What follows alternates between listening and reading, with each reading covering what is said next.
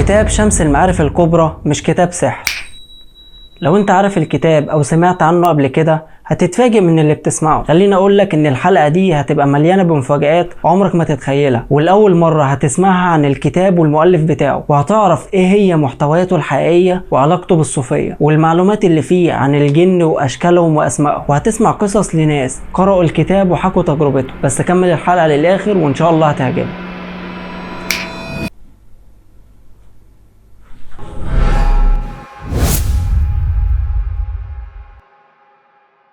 من أشهر الكتب المعروفة عند العرب والمسلمين، الكتاب الأكثر إثارة للجدل اللي ما ينفعش تقراه بلسانك أو تتلفظ بكلماته لأنك هتتأذي، ويا إما هتفقد عقلك وتتجنن أو بيتك يولع أو يظهر لك جن وأشباح يؤذوك. لو بحثت عنه على النت هتلاقي حكايات كتير غريبة، زي إن الكتاب كتبته الشياطين للبشر أو إنه جالنا من عالم تاني. أمال إيه الحكاية؟ الحكاية بتبتدي عام 1895 لما اتطبع الكتاب لأول مرة في المكتبة الشعبية في بيروت بواقع 577 صفحة تحت مسمى كتاب شمس المعارف ولطائف العوارف، ضمن فئة الأعمال الهامة في مجال الفلك والتنجيم. ولكن بعد كام يوم من صدور الكتاب دول كتير منعت نشره وبقت سمعته سيئة جدا، والسبب هو محتواه الغامض. فالكتاب مكون من 40 فصل ممكن تقسمها حسب محتواها لأربع أنواع: فصول ذات محتوى فلكي ورياضي زي فصل فيه أحكام منازل القمر، وفصول بتناقش مسائل لغوية وعلوم أسرار الحروف زي في اسم الله الأعظم وما له من التصريفات الخفية، وفصول تانية ذات صبغة صوفية وروحية زي في الخلوة وأرباب الاعتكاف الموصلة للعلويات، ودراسات عن الألوان والأحجار الكريمة وتأثيرها على البشر ونفسيتهم، وأخيرا فصول بتحتوي على طلاسم ومعلومات عن السحر وتحضير الجن والشياطين زي في خواص بعض الطلسمات النافعة. وفي بداية الكتاب تعريف بالكاتب، وهو شرف الدين أو شهاب الدين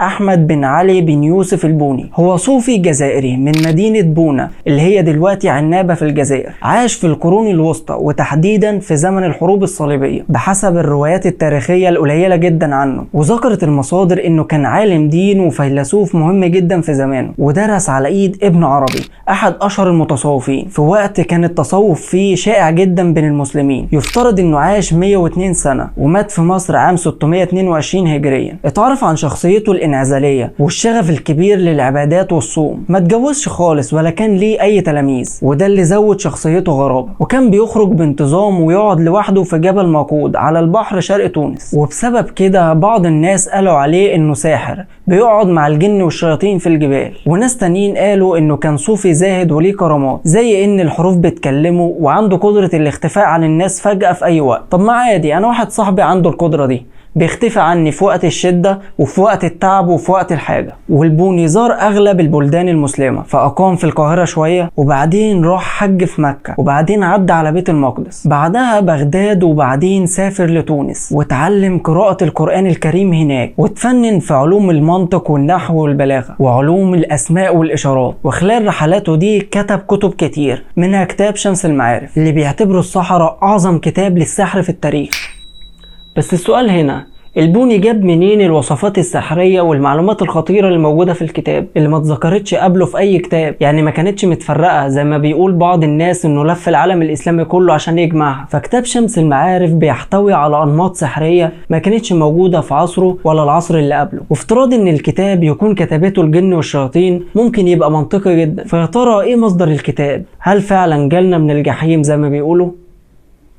الرد بقى جه من الكتاب نفسه. فحكى البوني انه كان مهووس جدا بحضارة مصر القديمة، ولما زار صعيد مصر عثر على مخبأ تحت اهرامات اخميم مليان برديات قديمة بتحتوي على وصفات سحرية استخدمها القدماء المصريين في تسخير الجن، فجمعها في كتابه. طب خد المفاجأة بقى، كتاب شمس المعارف اتكتب بعد وفاة البوني بحوالي 500 سنة. ايه؟ وده اللي قاله نوح جاردنر الباحث في قسم دراسات الشرق الأدنى بجامعة ميتشيجن الأمريكية لما عمل دراسة عن الكتاب عشان يعرف أصله. وفي دراسة أشرفت عليها جامعة بنسلفانيا الأمريكية تحت عنوان السحر والعرافة في عصور الإسلام المبكرة، عملها كاتب إنجليزي متخصص في دراسات العصر المملوكي اسمه روبرت جراهام إيروين. رجح فيها إن الجزء اللي بيتكلم عن السحر في كتابات البوني اتضاف لها بعد ما مات، وده نفس اللي حصل مع جابر بن حيان. وصدق على الكلام ده المستشرق الهولندي المتخصص في دراسة المخطوطات في جامعة لايدن جان جيست ويتكن، وقال ان مؤلفات البوني متعددة التأليف ونتاج عمل اجيال كتير من السحرة الممارسين اللي رتبوا اعمال البوني وزودوا بقى عليها اعمالهم الخاصة على امل نشر افكارهم من خلال ربطها باعمال البوني المشهورة. يعني ببساطة النسخة الاصلية من كتاب شمس المعارف اللي كتبه البوني اذا كانت موجودة مش هتكون بتتكلم عن السحر خالص، ولكن هتكون شبه كتب البوني التانية اللي تناولت تفسير حروف القرآن الكريم، وعددها حوالي 40 كتاب، منها إظهار الرموز وإبداء الكنوز، تنزيل الأرواح في قوالب الأشباح، التوسلات الكتابية والتوجهات العطائية، جواهر الأسرار في نواهر الأنوار، خصائص سر الكريم في فضائل بسم الله الرحمن الرحيم وغيرها. واللي يأكد كل الكلام ده كتاب العبر لابن خلدون، فذكر اسم البوني في الفصل 29 فصل السيمياء أو علم أسرار الحروف، ووصفه بالغلو في التصوف وما ذكروش مع السحرة والمشعوذين. وده لأن محتوى كتابات البوني اللي قراها ابن خلدون مختلف خالص عن المحتوى اللي معانا دلوقتي، إلا إن الصوفيين رأيهم إن الكتاب من تأليف البوني عادي، وشايفين إن الكتاب بيساعد اللي بيقراه على التقرب من الله من خلال الكشف عن الأسرار الإلهية. شكله كلام كبير قوي. معناه إيه بقى؟ أنا أقولك. بحسب التقاليد الصوفية فكلمات القرآن الكريم والنصوص الإسلامية بتحتوي على معنى ظاهري ومعنى محجوب، وبيحاول الصوفيين انهم يوصلوا للمعنى المحجوب ده في القرآن الكريم وأسماء الله الحسنى اللي بتصف صفات الله زي السميع والعليم والقوي، وبيعتقدوا ان الأسماء دي ليها قوة روحية ممكن الوصول ليها من خلال التأمل والترتيل. وموجود في الكتاب خواص واستعمالات كل اسم من أسماء الله الحسنى 99، وكل اسم ليه قوة معينة مرتبطة بيه. يعني مثلا لو قرأت اسم العليم عدد محدد من المرات ده بيخليك توصل للمعرفة الإلهية، ولو قرأت اسم القوي هيبقى عندك قوة خارقة. لحد هنا احنا ممكن نقول ايه الهبل ده، دول ناس مجانين. ولكن بعدها بيبدأ الشيطان يلعب في دماغهم اكتر ويعملوا تعويذات باستخدام اسماء الله ومزيج من الاعداد. والكتاب مليان بالجداول الملونة ومخططات الصلاة والرموز العددية وتعويذات لتلبية الاحتياجات زي زراعة المحاصيل وزيادة الثروة وإيجاد الحب الحقيقي اللي بيعيش يا حبيبي، وطرق للتواصل مع الجن والكائنات الخارقة. وما كفهمش ده كله فدخلوا على القرآن كمان وقالوا إن الحروف العربية 28 في القرآن الكريم كلها ليها قيم عددية، وكانوا يقصدوا مجموعة الحروف الغامضة المعروفة باسم المقطعات اللي بتبدأ بيها 29 سورة من سور القرآن زي البقرة ألف لام ميم ومريم كاف هاء عين صاد وهكذا. واعتبروا ان المعاني الغامضة للحروف المستقلة ليها خصائص بتحقق رغبات المؤمن، وباستخدام الحروف والارقام عملوا مخططات معقدة اسمها المربعات السحرية، واللي كانت بتتكتب وفقا لمحاذاة الكواكب وفيها تعليمات عن طريقة استدعاء الملائكة والجن الصالحين لتنفيذ اوامر الناس. وقدر الصوفيين عن طريق التعويذ دي استحضار الجن والشياطين، وعرفوا كل حاجة عن عالمهم الخفي، واضافوا كل المعلومات في الكتاب، منها ان في رتب وتدرجات في عالم الجن، اعلاها الملوك السبعة الكبار اللي بيحكموا العشائر، وكل ملك منهم بيحكم يوم في الاسبوع. ومن ابرز الملوك دول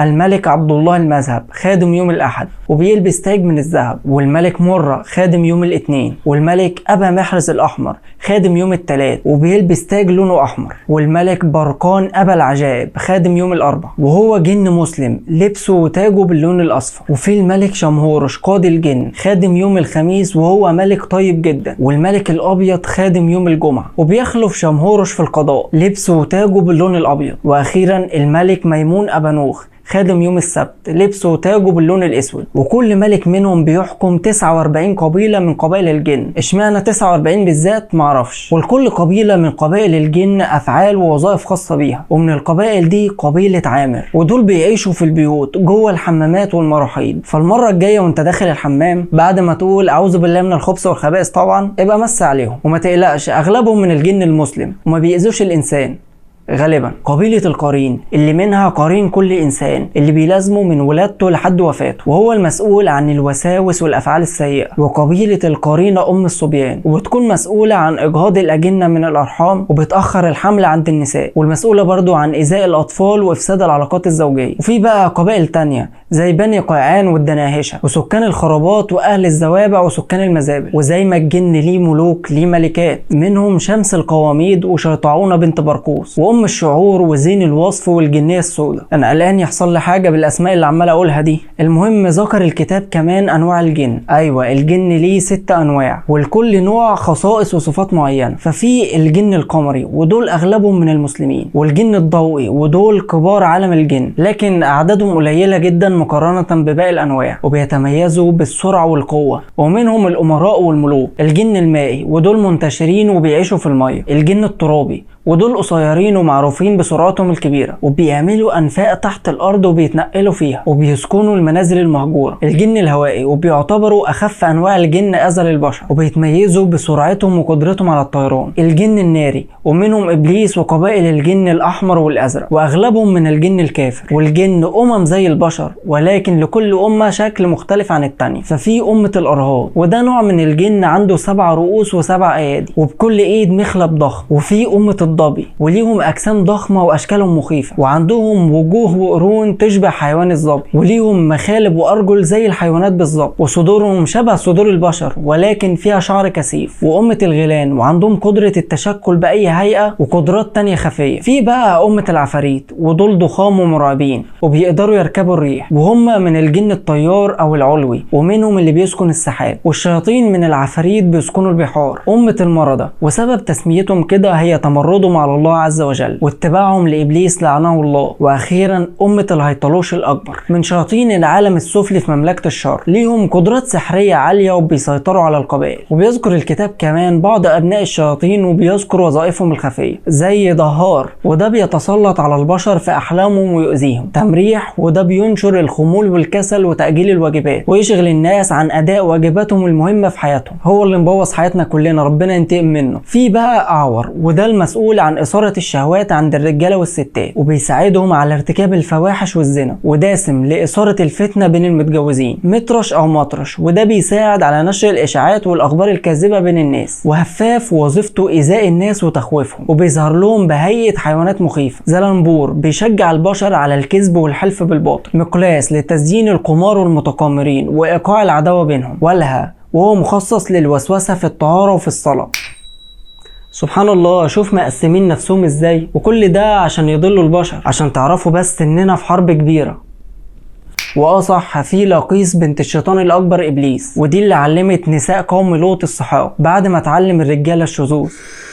كده تقريبا انا لخصت لك محتوى الكتاب كله عشان ما ياخدكش الفضول وتروح تدور عليه وتقراه، لان حرفيا حياتك هتتدمر. والكلام ده انا مش جايبه من عندي. ففي قصص كتير لناس كانوا ضحايا للكتاب منتشر على النت. فبيحكي شاب اسمه طارق انه كان عنده امتحان مهم جدا، ولكنه كل ما يذاكر شويه ينسى اللي ذاكره، وكان خايف انه يسقط في الامتحان. احنا بنقول عليها زنقه كلاب. المهم بحث على النت على اي طريقه تخليه يحفظ بسرعه وما ينساش. فوقعت عينه على رابط اسفل الشاشه، ولما فتح ولقى صفحة من كتاب اسمه شمس المعارف الكبرى فيها وصفة بتخلي صاحبها عنده ذاكرة قوية وما ينساش ابدا. فطبق طارق الوصفة اللي شافها في الكتاب، وفعلا لاحظ ان ذاكرته بقت قوية جدا وعدى من الامتحان بسهولة. فانبهر بالكتاب وحب انه يعرف عنه اكتر ويجرب وصفات تانية. فبدأ يدور على الكتاب في كل المكتبات ولكنه ما قدرش يلاقيه. وفي مرة وهو ماشي في الشارع لقى واحد على الرصيف بيبيع كتب قديمة، فسأله عن كتاب شمس المعارف، فقال له انه مش معاه دلوقتي ولكنه هيجيبهوله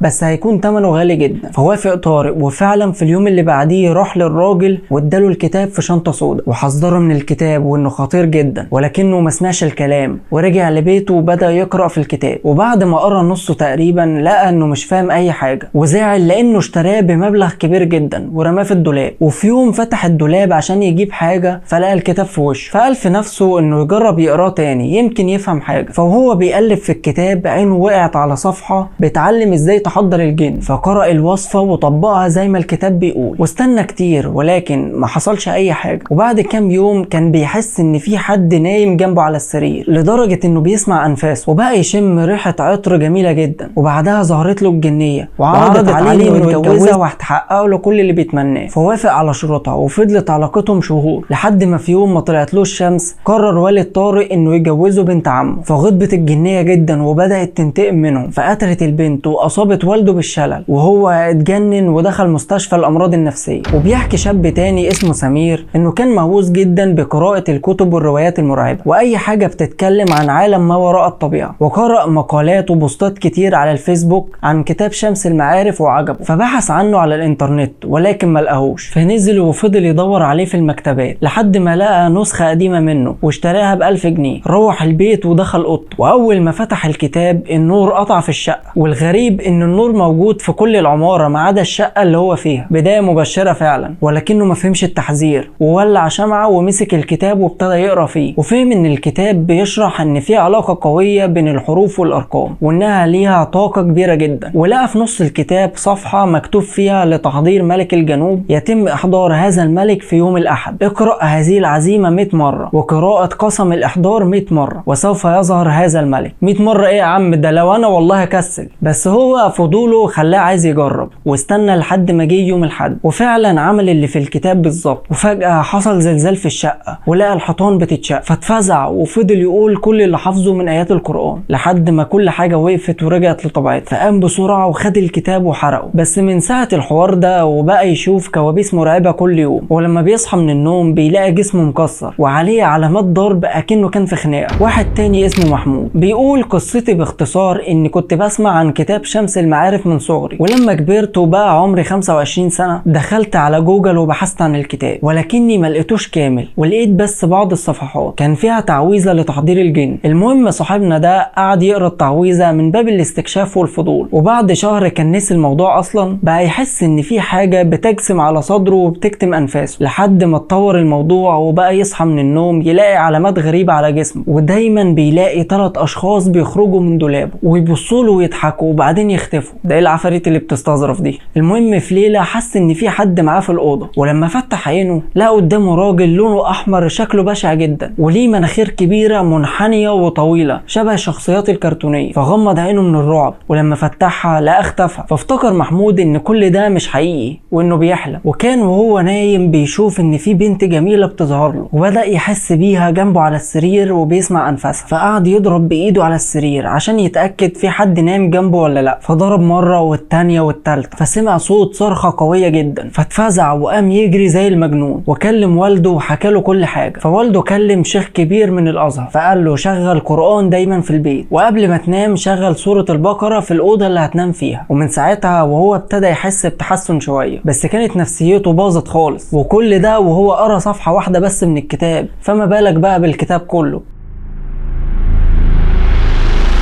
وفي قصص تانية كتير منتشرة على الانترنت ومنصات التواصل الاجتماعي لناس قرأوا كتاب شمس المعارف واتجننوا، وفي اللي بيته ولع، وغيره اللي بقت الجن والعفاريت عايشة معاه وبتظهر له دايما، ولا اللي بيقول انه بعد ما قرأ الكتاب بقى عنده قوة خارقة زي انه يشوف المستقبل او يحلم احلام وتتحقق او يقرأ افكار الناس. وكل القصص دي مش معروف هل هي فعلا حقيقية وحصلت ولا مجرد حكايات متألفة من ناس خيالهم واسع شوية.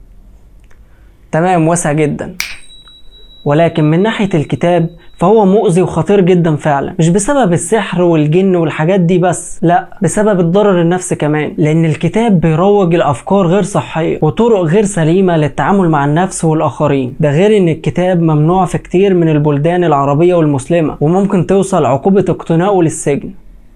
ومن ناحية دينية وده الأهم طبعا إن الكتاب محرم بسبب إنه فيه مغالطات وأخطاء كتير في المعلومات الإسلامية وإساءة لكتير من الأنبياء والرسل زي سيدنا إبراهيم وسيدنا سليمان عليهم الصلاة والسلام. ده بعيدا عن إنه أصلا بيعلم السحر وده حرام في الإسلام ولا يجوز النظر فيه ولا قراءته ولا بيعه ولا شراءه، لأن السحر حرام تعاطيه وحرام طلبه وحرام تصديق أهله، والسحر من السبع الموبقات وكفر بالإجماع. وقال الشيخ ابن باز عن كتب السحر عموما إنه لازم نبعد عنها لأنها بتؤدي للكفر بالله، والواجب إنه لو وقع في إيدك كتاب للسحر إنك تتلفه، وكل الكتب اللي بتعلم السحر والتنجيم يجب إتلافها. طب لو قلت لك ان في كتاب اخطر من كتاب شمس المعارف وتوصف بانه من ارعب واقذر المؤلفات في التاريخ، ويعتبر من اقوى الكتب الروحانيه اللي اتكلمت عن السحر، وخاصه السحر الاسود والسحر السفلي وسحر الكواكب، واللي الف الكتاب ده شاعر عربي من صنعاء اسمه عبد الله الحضرت. وادعى الحضرت في الكتاب ان في كائنات عايشه فيما وراء العالم ده، وانها كانت بتحاول تتصل بسكان الارض عشان ييجوا ويسيطروا عليها، وفعلا قدروا يوصلوا لعالمنا ويتشكلوا بهيئه وجسم الانسان ويعيشوا بين البشر ويتجوزوا منهم. والمرعب ان الكتاب ده غلافه الخارجي مصنوع من جلود الموتى، وبيحتوي على طلاسم غريبه على انها لغه الجن، وفي صور مرعبه جدا للجن والشياطين، وطرق لتحضير الاموات بالتعويذ السحريه. كتاب العزيف ما بين الحقيقه والخيال، ده هيكون موضوع الحلقه الجايه ان شاء الله، الحلقه الخامسه من سلسله السحر. هتلاقوا الحلقات اللي فاتت في قائمه تشغيل على القناه لو حابين تشوفوها. ويلا اشوفكم الحلقه اللي جايه، وسلام.